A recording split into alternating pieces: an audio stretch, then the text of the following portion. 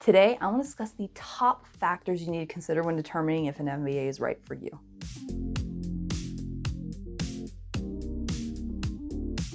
Hi, and welcome back to my channel. I'm Allie, and today we've got another segment of FTL where I discuss interesting topics to help you excel at work and reach your highest potential. And for today's topic, I'm going to share with you the top factors you need to consider when determining if an MBA is right for you. These factors will not only help you put things into perspective, but make it easier to determine the best course of action for your life and career. Now, this has been a hot debate for several years, so I'm curious to know what your stand on this topic. When do you think an MBA is worth it, if you think it's worth it at all? I'd love to hear what you think, so make sure you let me know in the comments down below. Otherwise, sit back, relax, and grab a drink, and we'll get started. To get your MBA or Master's of Business Administration degree, you need to enter an MBA program. The reasons why you want to pursue your MBA degree may vary, but in general, people would agree that getting an MBA degree is like getting the lottery ticket for your career. You'll have an endless number of career opportunities available to you, an expansive professional network, as well as a higher salary. So what's the problem? Why are we even here right now if getting an MBA is such a life-changing decision? Well, MBA programs are expensive and require a huge time commitment. Most programs require you to be in the program for 2 years with tuition ranging anywhere from $20,000 to $100,000 per year. That means it can be up to $200,000 to attend a 2-year MBA program, and that doesn't include other expenses such as books or living arrangements. That's also under the assumption that you graduate in 2 years. Trust me when I say that it's not uncommon for students to attend for 3 or even 4 years. So when we're talking about getting your MBA, you need to treat it as a long-term investment. You need to weigh the costs and benefits to determine if getting an MBA will give you a return on investment. And to help you do this, I'm going to share with you the top factors you need to consider when determining if getting your MBA is right for you. These factors won't only make it easier to determine if you should get your MBA, but also provide some clarity on which programs are the best fit for you.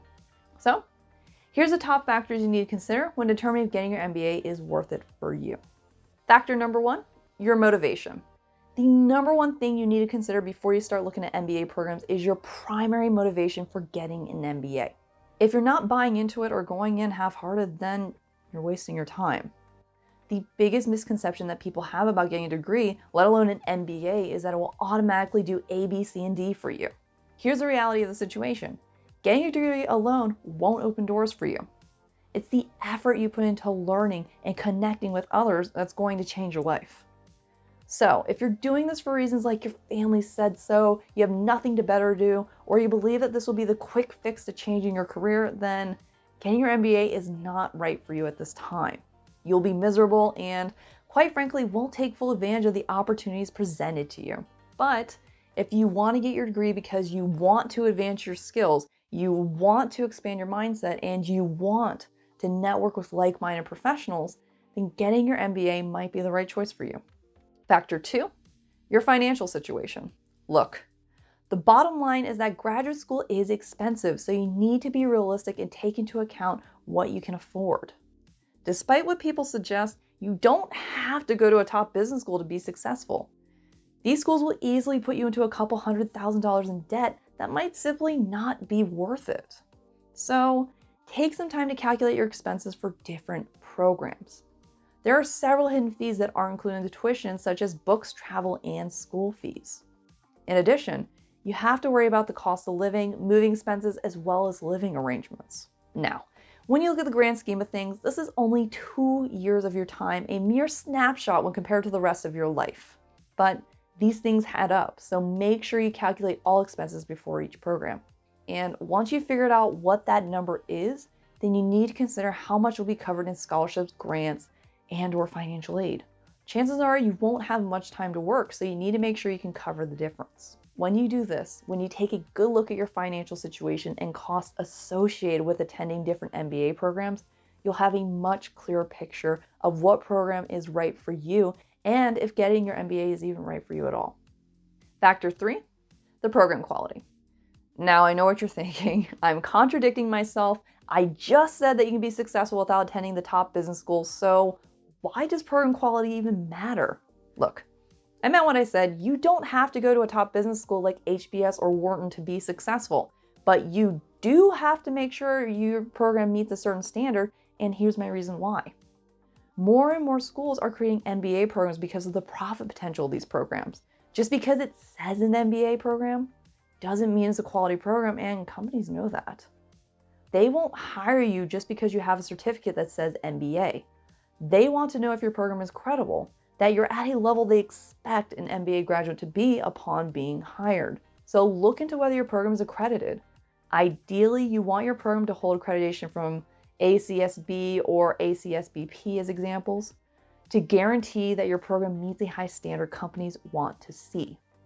Trust me, the last thing you want is to throw your time and money to a program that's not going to get you where you need to be. If you want a job, and a good paying one at that, then it needs to be accredited.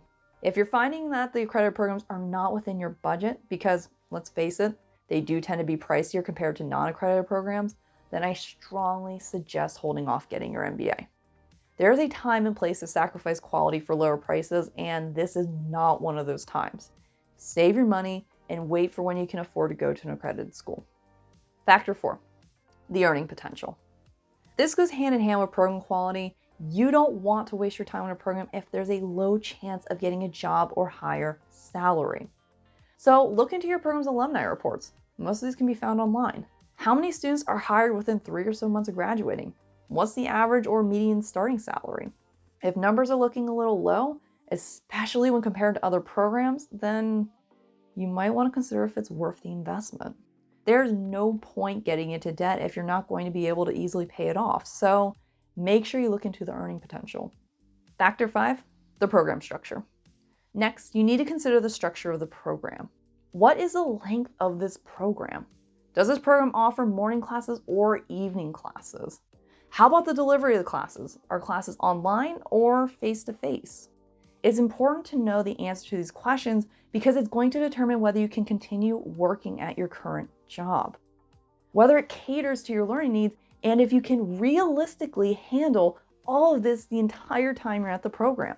Now, I know for some of you it's going to be tempting to pick an online program because it's cheaper or easier to access, but in reality, are you someone who can truly thrive in an online environment? If you struggle learning through a computer screen, then the online format is not going to do you any favors. So just be honest with yourself. The whole point of getting an MBA is to develop your current skills. If the program doesn't cater to your ideal learning environment, then it's best to pass on that program. Factor 6, the degree of specialization. As I mentioned earlier, MBA programs are broad in nature. These programs include a large range of topics that may or may not be relevant to you depending on why you want to get an MBA. So, go back to your main motivation for getting an MBA and visualize what you see yourself doing once you graduate. Do you intend to apply for a leadership or management position? Are you trying to start a business? Or are you trying to specialize in your area of expertise? If the answer to the last question is yes, then an MBA program may not be right for you, or at least a traditional one may not be right for you. Now, fortunately, more and more programs are offering specializations in certain areas, so look into the programs you're interested in and see if they offer a specialization in your expertise. You'll be happier, you'll be more engaged with the courses, and you'll get to meet people who share the same exact interests as you. And there you have it, the top factors you need to consider when determining if an MBA is right for you. Making a decision is never easy, but with these factors, hopefully it gives you a greater perspective on what's best for you and if an MBA fits into that picture.